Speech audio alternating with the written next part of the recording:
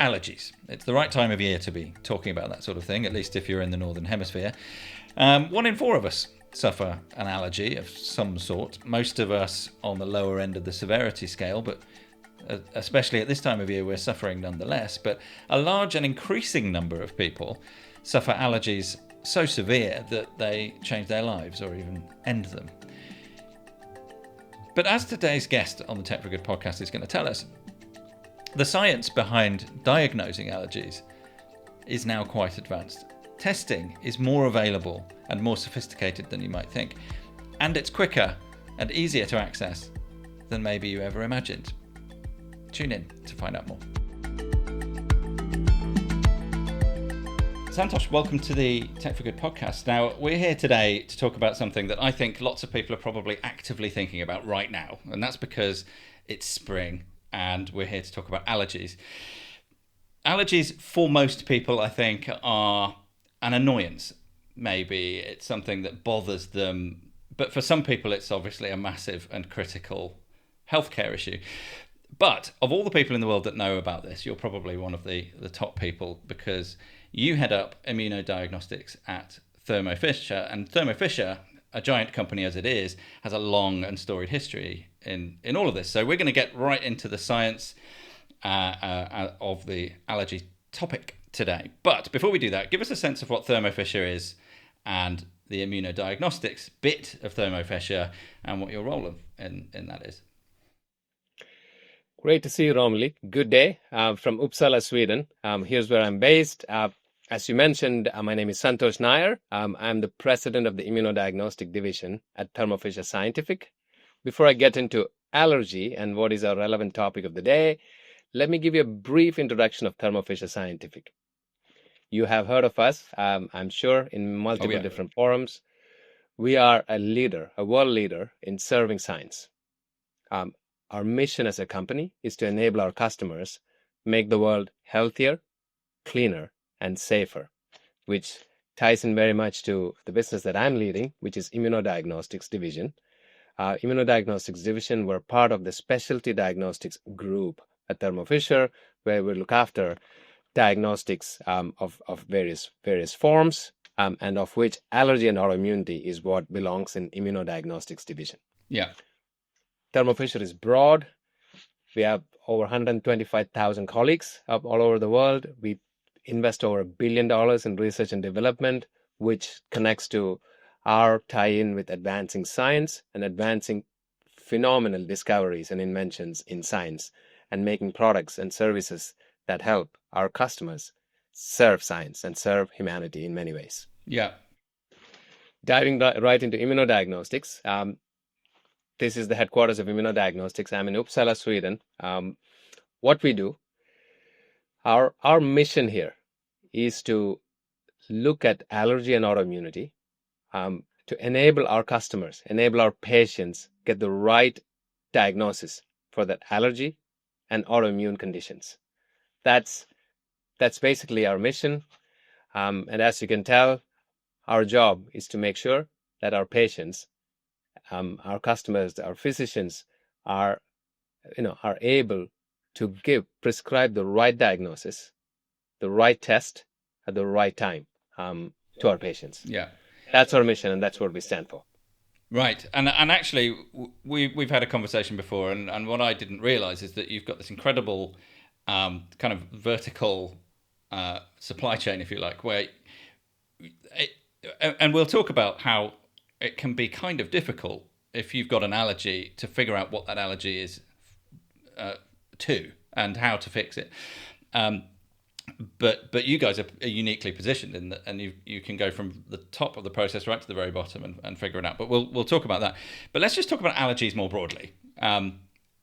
We don't need to explain what an allergy is to our audience, but we might be able to illustrate just how big of a problem it is. So if I was going to ask you, look, apart from seasonal sneezing, what is the full scale of the allergy problem globally, even if you've got those kind of numbers? But and what kind of cost does that represent for healthcare systems, for society?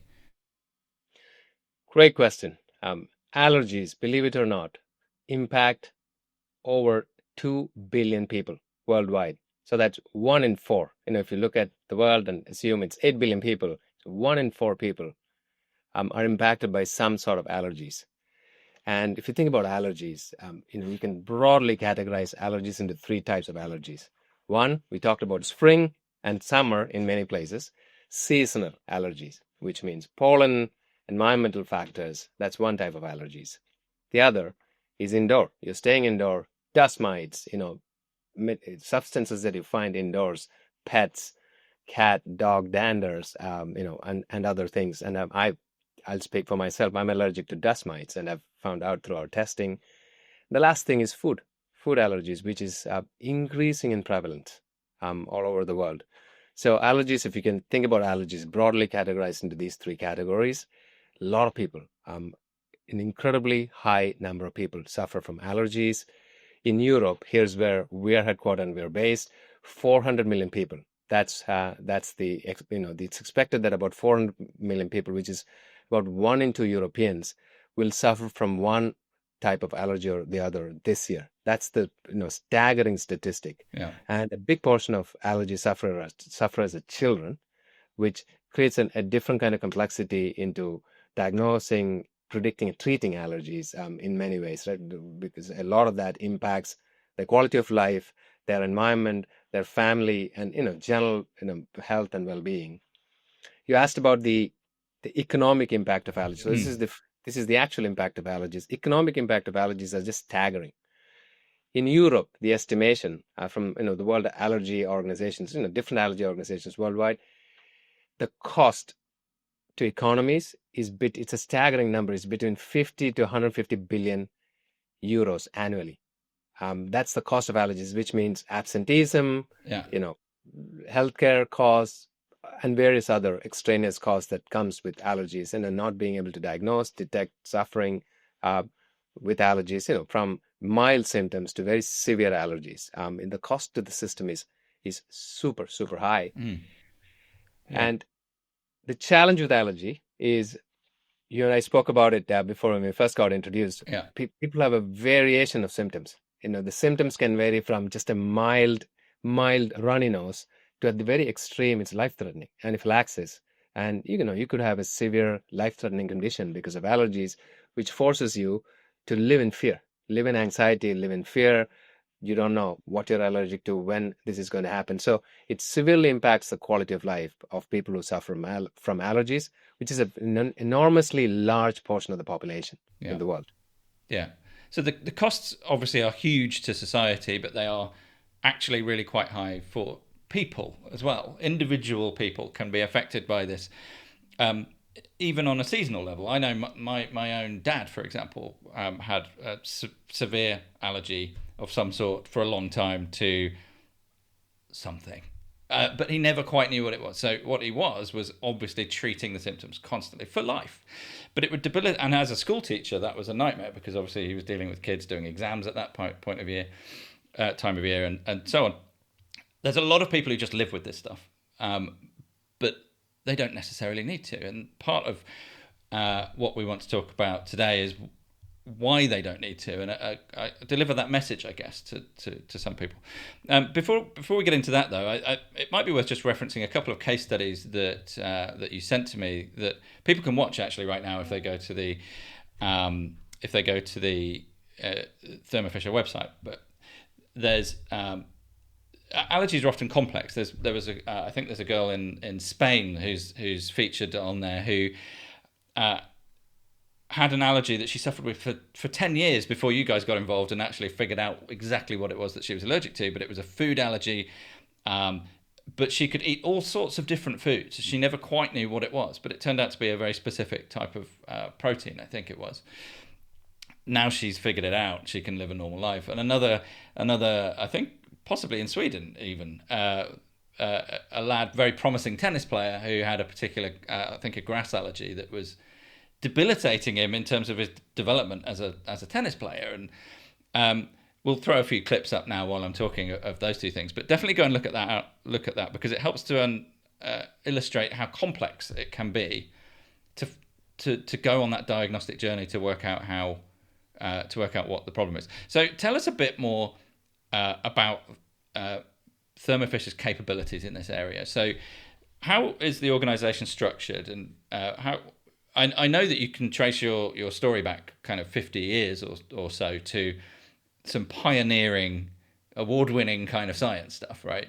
So if you start with that, and then tell us how you've managed to build up an organization that can do now what it can do. A lot of questions. So let me unpack it from last Just on. tell us everything. Right. So let's start with history. Yeah. There's a historic link to our work here in ImmunoDiagnostics to the research that happened at Uppsala University. So almost 50 years ago, this business and this type of allergy testing, we call it IgE, immunoglobulin E testing. This type of testing started with the breakthrough discovery 50 years ago by discovering IgE, the whole IgE antibody. And that completely changed the way allergy is tested, symptoms are tested, because you are probably very familiar with the standard and the older form of testing, which we call it skin prick testing. Mm-hmm. You have the allergens directly injected to the skin, and you watch for the reaction, which is you can tell it is a little bit more qualitative, and it could be uncomfortable, especially children if you're taking medications. The discovery of IgE dramatically changed the way allergy could be tested. So if you can look for antibody sensitization. So what you can do, you can draw blood from a patient, from a potential allergy sufferer, and you can do this testing in vitro. So that's the nature of our testing. We call it in vitro diagnostics, IVDs.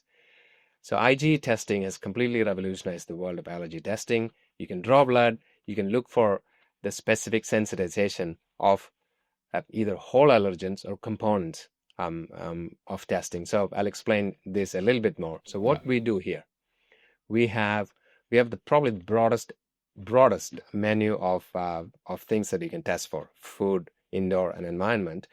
You can test for whole allergens, which means you can test if you're allergic to peanuts or eggs. You can also test for components, and this is the question that you were asking. You spoke about your father, and your father had allergic to many things. He's not exactly sure what he's allergic to, and that's what we can help specify. So for example, specific allergen testing. Let's pick egg. For example, if you have an egg allergy, you can test for the whole allergen testing to know if you're allergic to eggs or not, but you can also test for specific proteins, specific enzymes, or specific carbohydrates in the whole allergy, in the egg.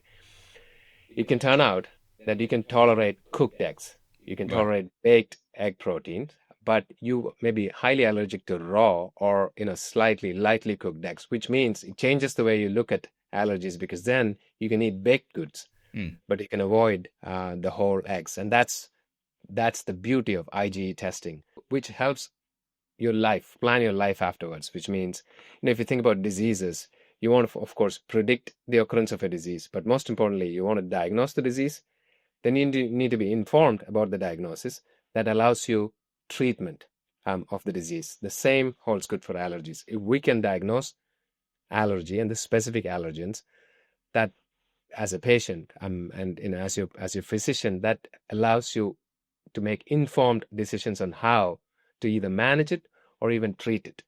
And that's what we do. So our menu is about 500 different whole allergens, about 100 components that we can test, which is pretty comprehensive, which means, depending on where you live, which region you live, you could go test for a panel of allergens. You could, your general practitioner, your physician, your lab, you can go test for a panel of allergens, which covers the gamut of environmental, indoor, and food components that you're probably exposed to, which allows you accurate understanding of what you're allergic to, that allows you to manage and even treat your conditions. And I think coming back to the history, I think we have to, we come out of the Uppsala University.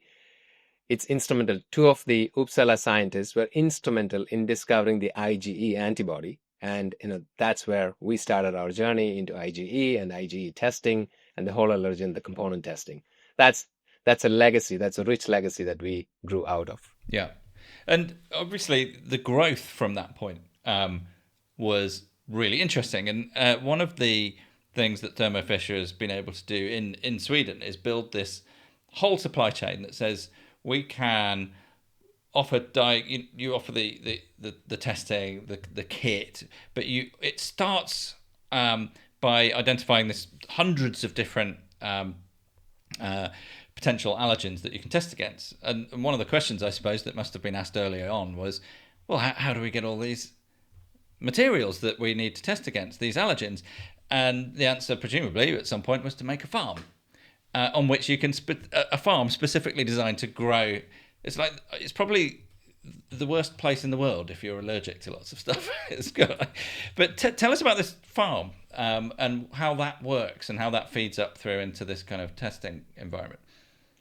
Yeah, this is a site. Our internal name for the site is Allergon. So this is our secret sauce. And it's a great question, Romily. And a lot of allergy testing. If you think about quantitative allergy testing, how do you define a good test? You define a good test by its sensitivity and specificity. So you need to be highly accurate and you need to be very specific about the allergy. And what is unique about our products is we have very high sensitivity and specificity of our allergy tests.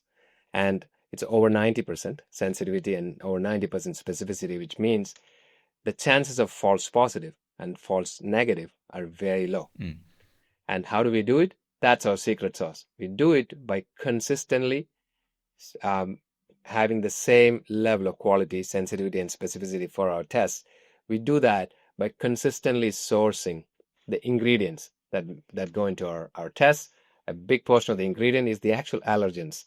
And about 40% of the allergens that we use, we source it internally, which comes back to this high-end farm where we harvest pollen, we harvest dust mites, we harvest a gamut of allergens and sensitive substances, which is actually used for accurately detecting the allergy test. And this is what makes us very unique. This is what makes our tests the gold standard. Allergy tests around IgE, both whole allergen and component antibody testing. This is what makes us unique. This is what makes us very differentiated. And this is why we stand behind the quality of our products and our tests. Right. So our farm south of Sweden, it's in Helsingborg. Maybe someday when you visit that, I don't think it's as dangerous as you think. We have done it in very controlled environments. We have a phenomenal set of operations happening out there. It does sound fascinating, and I personally, because I'm a nerd, I would just love to see how that works. I especially like to see the dust mite bit. What does a dust mite farm look like? Do they have tiny little tractors? Anyway, I'm being silly, but obviously that's an impressive setup, and that sits at the very foundation of a tower of competency that sits on top that enables you to answer really, really important questions, not just for people, but for healthcare systems and for society as a whole. So, just to kind of wrap up this conversation really with a message, there was a kind of a reason that we wanted to have this conversation, which was, look, now is a good time to have this conversation. What would your message be to people who might be suffering and unaware that there is this facility out there? What should they do? Look, thank you for the question, Romily. And I think that's my message back to the audience and anybody who listens to this podcast is many of us suffer from allergies. It is unbelievably a high number of people, 1 out of 2, 1 out of 4, depending on the regions you go to, suffer from some form of allergy or not. This is the time. We are very active right now as a company. We're very active with our spring campaigns, and a big portion of our spring campaigns is just awareness, just making GPs, allergists, and patients aware of what's going on out there in your region, what kind of allergens are out there in your region. So my message to the audience is creating awareness, increasing your own awareness of allergy symptoms and helping get diagnosed earlier can be life-changing. Yeah. Can be life-changing because a lot of times, many of us, we just don't go get tested. We don't spend time understanding what exactly is causing the allergies. And diagnosis is the starting point, and diagnosis is the key to managing, treating, and at some point of time preventing your allergies. And it is a huge quality of life improvement once you have accurate understanding of your allergies. Early diagnosis helps break the cycle of uncertainty, allows both patients and clinicians to make informed decisions sooner. So don't wait. And also, it's very easy. It's very easy to get tested. You don't need to go see a specialist. Look, a lot of times that's what happens. You can go to a GP. You can get a prescription for an allergy test. You can go to any labs in your neighborhood. We're so globally prevalent. IgE testing. Get a specific IgE test. If you think you're allergic to multitude of factors, it'll change your life. And just getting tested and understanding the awareness will help you manage your allergy conditions a lot better. We have a ton of resources available. You can go to allergyinsider.com, which is a website with a ton of resources, ton of data. Get yourself informed, and also talk to your GP about if you're suffering from allergies as to what's the right test to get, so you can manage your allergies and improve your quality of life, and overall improve the cost burden to society with a lot of absenteeism and lost hours. That'd be my message to the audience. Absolutely. So if you're like me, and if you ever, and you've just got this idea at the back of your head, which is, I could go and ask the GP, but I know I'm going to end up covered with all sorts of things, and they're going to put stuff in me, and I'm going to end up with, it doesn't have, it's a blood test, and it's simple, and there's this facility out there that could potentially change your life. In fact, I'm hoping that my own life will change, because we had a conversation before, and I said, look, I've got a problem with mosquitoes. It's never occurred to me that actually there might be an allergic element to that. Might not be, but it would be interesting to find out, is there a test for that? And a few days later, you came back with an email saying, yeah, we've got a test for that too. So we have a test for you, Romily. We have a good test for you. It's a very rare allergy, but we'll set you up.